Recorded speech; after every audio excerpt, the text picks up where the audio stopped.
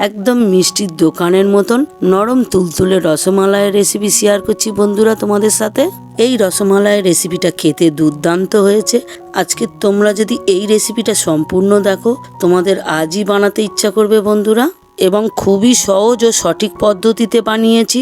চলো বন্ধুরা রেসিপিটা ঝটপট শুরু করে নিই। মাত্র 1 লিটার দুধ দিয়ে অনেকগুলো রসমালাই বানিয়ে দেখাবো। দুধটা সম্পূর্ণ ফুটে গেছে। গ্যাসের ফ্লেমটাকে বন্ধ করে 2 চামচ ভিনিগার দিয়ে দিলাম। একটু নাড়িয়ে 10 মিনিট রেখে দিলে কিছুক্ষণ পরেই দেখতে পাবে ছানাটা খুব ভালোভাবে কেটে গেছে। তোমরা চাইলে এখানে লেবু রস দিয়েও ছানাটা কাটাতে পারো। একটা ছাঁকুনির ওপরে একটা সুতির কাপড় নিয়ে ছানাটার সম্পূর্ণ জলটা ঝাড়িয়ে নেব। এখানে একটা কথা বলবো, ছানাটা জল ঝাড়ানোর আগে অবশ্যই একটু নর্মাল জল দিয়ে ছানাটা ধুয়ে নিতে হবে। ছানার মধ্যে থাকা টক ভাবটা কেটে যাবে। ছানাটার উপরে একটা ভারী কিছু চাপিয়ে দিলেই সম্পূর্ণ জলটা ঝরে যাবে। ছানাটা তাই রেস্টে থাক। 500 দুধ নিয়ে নিয়েছি রসমালাই ঝোলটা বানানোর জন্য। দুধটা যখনই ফুটতে শুরু করেছে 150 গ্রাম মিছরি দিয়ে দিলাম। এটা খেতে একটু মাইল্ড হবে, ওর টেস্টটা বাড়বে। মিছরির পরিবর্তে তোমরা চিনিও ব্যবহার করতে পারো। 10 গ্রাম কুচিয়ে রাখা অল্প একটু আমন্ড বাদামও দিয়ে দিলাম।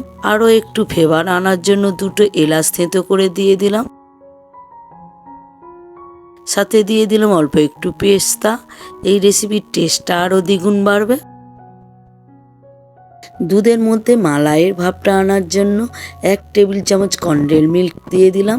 এটা অপশনাল, তোমরা দিতেও পারো নাও পারো। কন্ডেল মিল্কটা দিলে খেতেও একটু টেস্টটা বাড়ে। বাদাম পেস্তা ও এলাচ দিয়ে ভালো মতো একটু ফুটিয়ে নিলেই তবেই এর ফ্লেভারটা ভালো আসবে। পরে গার্নিশের সময় এইগুলো ব্যবহার করলে এর ফ্লেভারটা অত ভালো আসবে না। 7 থেকে 10 মিনিট ফুটে গেলেই রসমালাইয়ের রসটা সম্পূর্ণ তৈরি হয়ে যাবে। এর থেকে বেশি গাঢ় হয়ে গেলে রসমালাইগুলো অত ভালো হবে না। রসমালাইয়ের ঝোলটা একটা বাটির মধ্যে নামিয়ে একটু ঠান্ডা করে নিচ্ছি। ছানাটা সম্পূর্ণ জল ঝরে গেছে। একটা কাঠের সেলাপের মধ্যে নিয়ে নিয়েছি। বন্ধুরা তোমরা চাইলে একটা থালার মধ্যেও নিতে পারো। নিয়ে হাতের এই অংশটা দিয়ে ভালো করে চেপে চেপে ম্যাচ করতে হবে। বেশি ম্যাচ করে ফেললে ছানাটার মধ্যে থাকা ঘিটা বেরিয়ে যাবে। ঘিটা বেরিয়ে গেলে রসমালাইটা অত ভালো হবে না।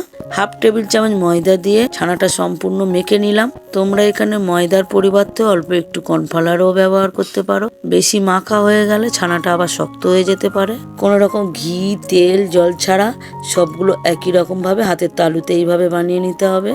এবার আমি রসটাকে রেডি করে নিচ্ছি। 3 গ্লাস পরিমাণ মতো জল নিয়ে নিলাম। সাথে দিয়ে দিলাম পরিমাণ মতো একটু চিনি, দিয়ে সমানে নাড়তে হবে যাতে না চিনিটা তলা বসে যায়। চিনিটা সম্পূর্ণ গলে গেলে বলগুলো দেওয়ার সময় অবশ্যই গ্যাসটাকে একটু লো ফ্লেমে রাখতে হবে। ছানার তৈরি করে রাখা বলগুলো দিয়ে দিলাম। বলগুলো দেওয়া হয়ে গেলে গ্যাসটাকে একটু হাই ফ্লেমে ঢাকা দিয়ে এইভাবে 20 মিনিট ফুটিয়ে নিতে হবে। 20 মিনিট পরে রসমালাইগুলো অনেকটাই ফুলে গেছে। রসমালাইগুলোর ওপর থেকে একটু নর্মাল জল ছড়িয়ে দিতে হবে। রসমালাইটা সঠিক হয়েছে কিনা একদম ফ্রিজের ঠান্ডা জলের মধ্যে দিয়ে দেখতে হবে। যদি রসমালাইগুলো ডুবে যায় তাহলেই বুঝতে হবে রসমালাইগুলো একদম পারফেক্ট হয়েছে। বন্ধুরা দেখতেই পাচ্ছ রসমালাইগুলো কত নরম তুলতুলে ও সফট হয়েছে। সম্পূর্ণ রসটা নিংড়িয়ে রসমালাই ঝোলটার মধ্যে দিয়ে দিতে হবে। বেকিং পেপার দিয়ে রসমালাইয়ের বাটিটা ভালো করে ঢেকে দিচ্ছি। তোমরা এখানে বেকিং পেপারের জায়গায় একটা এমন ঢাকনা ব্যবহার করতে পারো যাতে কোনো রকম হাওয়া না ঢোকে। 4-5 ঘন্টা ফ্রিজে রাখার পরে রসমালাইয়ের রসটা অনেকটাই টেনে ধরেছে। বন্ধুরা আজকের এই রসমালাইয়ের রেসিপিটা যদি তোমাদের ভালো লেগে থাকে অবশ্যই নিজের আপনজনদের কাছে শেয়ার করো। আমার চ্যানেলে যদি নতুন হয়ে থাকো চ্যানেলটাকে অবশ্যই সাবস্ক্রাইব করে আমাদের পাশে থেকো। দেখা হচ্ছে নতুন কোনো রেসিপিতে। তোমরা সবাই ভালো থেকো, সুস্থ থেকো।